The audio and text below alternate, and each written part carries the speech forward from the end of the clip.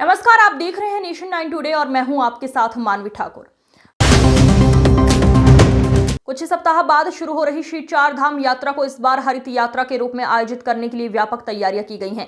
यात्रा को पर्यावरण के प्रति जागरूक बनाने के तहत इस बार इलेक्ट्रिक वाहनों को बढ़ावा देने का विशेष प्रयास किया गया है। इस संबंध में जानकारी देते हुए देहरादून आरटीओ सुनील शर्मा ने बताया कि परिवहन विभाग का उद्देश्य है कि इस बार की यात्रा में ज्यादा से ज्यादा ई व्हीकल्स शामिल हो। उन्होंने कहा, इस बार 20 से 30% ई वाहनों की हिस्सेदारी की उम्मीद की जा रही है, जबकि पिछली बार 1,30,000 ई वाहन यात्रा में शामिल हुए थे। सुनील शर्मा ने बताया कि यात्रियों की सुविधा के लिए चार धाम यात्रा रूट पर 36 स्थानों पर चार्जिंग पॉइंट्स स्थापित किए गए हैं। इन सभी स्टेशनों पर फास्ट चार्जिंग गन्स लगाई गई हैं, जिनकी मदद से वाहनों को 45 से 60 मिनट में चार्ज किया जा सकेगा। तो उसमें ई वाहन के लिए आप बोल रहे थे क्या? देखिए, हमारे सीएम साहब ने भी ये कहा है कि इस बार की यात्रा हम ग्रीन यात्रा बनाना चाहते हैं। ग्रीन यात्रा से अभिप्राय ये है कि यात्रा से कम प्रदूषण हो और कम से कम हमारे इंफ्रास्ट्रक्चर पर नुकसान हो। जहाँ तक परिवहन विभाग का सवाल है, हमारे लिए ग्रीन यात्रा का मतलब है कि ज़्यादा से ज़्यादा ई व्हीकल हमारे यहाँ पर आएँ और जो दूसरे व्हीकल आएँ उनसे गंदगी ना हो, उसके लिए डस्टबिन को प्रमोट करना।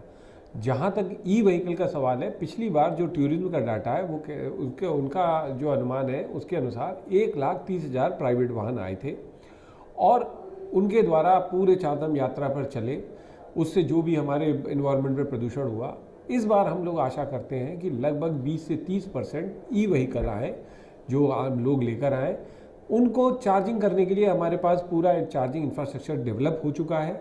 ऐसे 36 स्थान हैं जहां पर लाइव चार्जिंग स्टेशंस उपलब्ध हैं। इन चार्जिंग स्टेशंस पर हमारे पास फास्ट चार्जिंग गन्स हैं, जिसमें 45 से 60 मिनट के अंदर गाड़ी को रिचार्ज किया जा सकता है।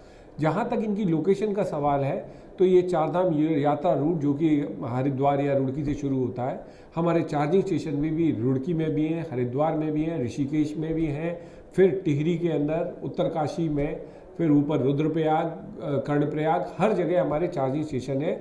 और वो ऐसे स्ट्रेटेजिकली लोकेटेड है कि हर 100 से 100 किलोमीटर तक एक चार्जिंग स्टेशन मिलेगा।